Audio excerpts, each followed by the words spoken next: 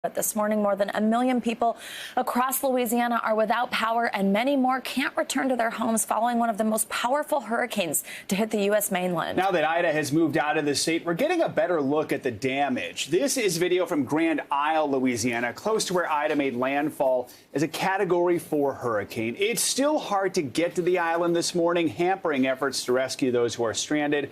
Parts of some of the roads are gone and many homes are damaged beyond repair. According to the president of Jefferson Parish, Grand Isle's mayor thinks everyone in town survived, but that 100% of the buildings there were damaged or destroyed.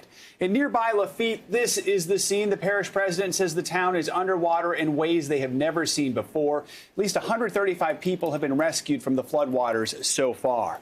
And in New Orleans, the entire city remains in the dark, and some could be without power for weeks. The city's mayor is now warning people who left ahead of the storm, do not come back until further notice. Joining us now from New Orleans is NBC News correspondent Jay Gray. Jay, weeks without power in New Orleans. How badly was the city's power grid damaged, and how are they handling this? Yeah, Joe, Savannah, good morning to you. We'll start with the end of your question first. And right now, everything going as best you could imagine. People with a good can-do spirit and saying that they can get through this, but understanding it's going to take some time. Remember, it's hot, it's humid here. It's going to get difficult the longer this lingers. And you're right, it's going to take a while. Here's the situation with the power. There are 8 transmission lines that run all of the electricity into New Orleans. They're in the Mississippi River right now. They were knocked down from a tower and pushed into the river. They've got to be extracted, they've got to be repaired and somehow elevated again. When you just think about that process, it's an ominous task, and it's going to take a lot of time. So I don't see that there's any way, and I think most that I've talked to here agree, that this power can be restored within the next couple of weeks. It's going to be a long haul, like so much in this region right now. Jay, when we saw you yesterday, it was still dark outside. Now people have had a day to assess the damage. Yeah. What are you seeing across the city and across the area? Yeah, just complete devastation. In fact, I want to give you a look at some of the damage here in downtown New Orleans. If you look behind me, you can see the face of this building just ripped away, the bricks thrown to the side, and this plays out not only along every block here in the New Orleans metro area, but these scenes are much worse across all of southeast Louisiana right now. In the coastal region, it was the water, it's the flooding, the storm surge, and the rain that caused the problems. Here it is that lack of power and the wind, that severe wind that pounded this city for 4 or 5 hours, just tearing apart everything that's in its path. So that's what they're dealing with here. The recovery effort, the cleanup will begin in earnest a bit later today when we get the sunrise. It's starting to come up here, not quite up yet, but they've got 5,000 National Guard troops on the ground. You've got teams from 30 states as far away as California moving in to help as well. It's going to be help they desperately need. Absolutely. All right, Jay Gray reporting from New Orleans. Jay, thank you so much. Thanks.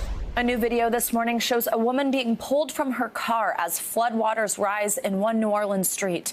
She was rescued by an off-duty Italian naval officer. Several people across the Gulf Coast had to be rescued from rising floodwaters. The number of rescues is expected to rise, especially as roads are cleared and crews are given the okay to access parts of Louisiana ravaged by Ida. Nicole Mall from the American Red Cross joins us now. Nicole, good morning. Thank you so much for giving us a little bit of your time this morning. Now, you're on the ground, I believe, in Baton Rouge. So what's your team seeing in terms of rescues right now? You know, what we're seeing right now is we're caring for about 2,000 people who've been affected across Texas, Louisiana, and Mississippi. So what that means is those are families who couldn't stay at home, right, who had to evacuate. Maybe they've had power outages. Hurricane Ida is going to go down in history as a very, very significant storm. And our priority mission right now is to really take care of these people who've been affected. We're seeing the footage. We're seeing the damage. We're talking with folks. And the greatest thing that we can do right now is make sure we are here to shelter and care for these folks who've been affected by Ida. And now, Nicole, I mean, this is the second year in a row that Louisiana has been hit by a major hurricane, with Hurricane Laura last year Of course, we all remember Katrina back in 2005. How's the damage like this time around, and what's it like responding to the same area a second year in a row? How are people doing? Having the chance to talk with some of the folks who are staying with the Red Cross, it's interesting because the one common thread that we're finding in this is that Louisiana is home. And so while each storm takes a very unique toll on a person, what we're finding is people, this is their home, right? So as long as they're here and as resilient and as strong as they are, we're here to take care of them. And, to see these back-to-back storms, just to see, history being made time and time again, it's just absolutely devastating. And for us, our focus to be able to care for these people, even when things feel uncertain, and to see this damage, it's heartbreaking. Absolutely. And Nicole, what are they telling you they need right now? What's the biggest thing on the ground that these people are needing? I think from our conversations, it's don't forget about Louisiana. Do not forget about Mississippi, right?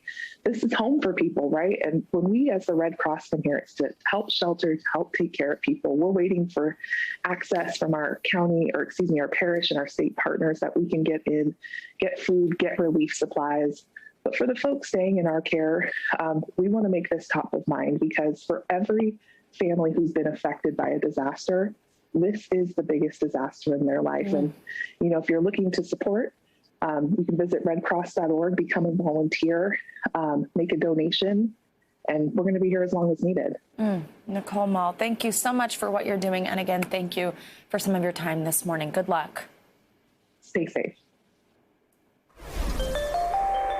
This morning, Ida is still a threat, with flash flood watches impacting 53 million people. NBC News meteorologist Bill Cairns is here to tell us the latest. Hi, Bill. Good morning. Yeah, good morning. And those numbers continue to jump, too. And unfortunately, more tragedy from Ida in southern Mississippi last night. In Lucedale, Mississippi, a highway washed out, Highway 26. Vehicles drove into that, not knowing it, being it was dark. 2 fatalities, 10 injuries, and 3 of those are critical. So we have, we're still watching the effects of this storm. All that water is pooling up all from the heavy rain, and the rivers are very high. Everywhere in blue on the map behind me, we have moderate to major river flooding.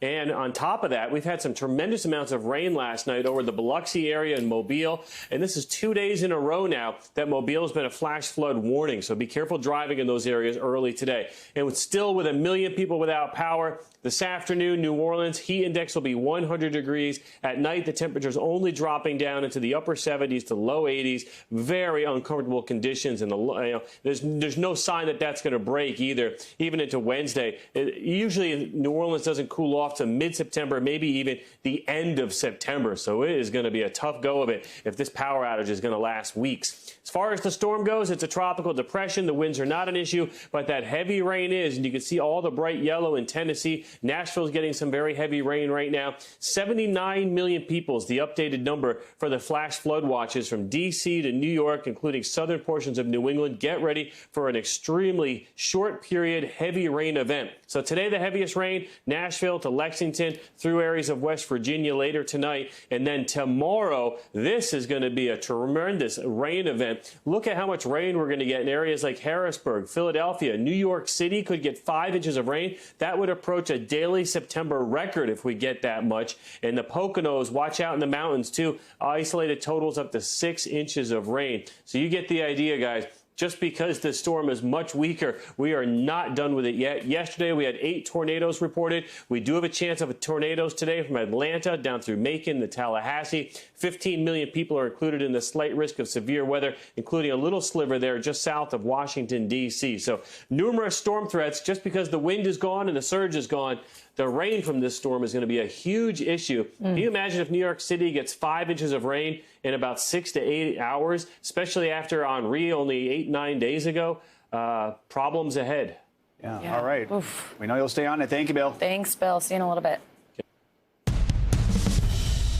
At 3:29 p.m. Eastern Time yesterday, the last C-17 took off from Kabul Airport, meaning America's longest war is officially over. Yeah, that means that nearly 20 years after the U.S. invasion, the Taliban are back in charge. The 18th U.S. Airborne posted this picture to Twitter. That's Commanding General Chris Donahue of the 82nd Airborne, the last American service member to leave Afghanistan. In the past 17 days, about 123,000 people have been evacuated, including more than 6,000 Americans. CENTCOM Commander General Kenneth McKenzie spoke to the nation about the end of an era for the United States. I'm here to announce the completion of our withdrawal from Afghanistan and the end of the military mission to evacuate American citizens, third country nationals, and vulnerable Afghans. No words from me could possibly capture the full measure of sacrifices and accomplishments of those who served, nor the emotions they're feeling at this moment. President Biden is expected to speak about the end of the U.S. mission in Afghanistan this afternoon. We have a team of reporters covering every angle. NBC News global correspondent Raf Sanchez is in Doha, Qatar, reporting on the refugee resettlement there. And NBC News White House correspondent Mike Memoli joins us from the White House in Washington. Good morning to both of you. Raf, I'll start with you. Now, of course, I mentioned that President Biden's going to be speaking later today, and the White House is going to have to contend with the fact that there are still Americans that were left behind in Afghanistan. So the big question here, of course, is how is the State Department working to get them out? Savannah, Joe, that's right. The State Department says there are between 100 and 200 Americans still in Afghanistan and trying to get out. These are folks who, for whatever reason, were not able to get to the airport in Kabul and get themselves evacuated. They may have been outside of the capital city and unable to travel through Taliban-controlled territory to get to Kabul. They may be U.S. citizens who knew that they could get on the plane, but would not be able to bring their families with them. Now, Secretary Blinken said last night, the effort to get those people as well as Afghan allies does not end just because the military evacuation is over. Take a listen to what he had to say. We will continue our relentless efforts to help Americans, foreign nationals, and Afghans leave Afghanistan if they choose. We believe there are still a small number of Americans, under 200 and likely closer to 100, who remain in Afghanistan and want to leave. Now, the fortress-like American embassy in Kabul is being relocated here to Doha, Qatar. That is going to be the focus point for getting those people out of Afghanistan. But, guys, this is not at all straightforward. Even if the Taliban cooperates, which is a big if, the civilian side of Kabul airport is not functional, so people can't fly out right now. That raises the possibility they may have to make a treacherous land journey to one of Afghanistan's neighboring countries and try to evacuate from there. Guys? And, Raf, what happens next with the Afghan refugee resettlement? Is the world potentially facing a crisis here that could last for years? Yeah, so getting people off the tarmac in Kabul is just the first step of a very long journey. 122,000 people have been evacuated. Only a little more than 10% of them have actually reached the United States, flying into either Dulles or Philadelphia. The overwhelming majority of Afghan evacuees are at transit points like here in Doha, at the American military base in Ramstein, Germany.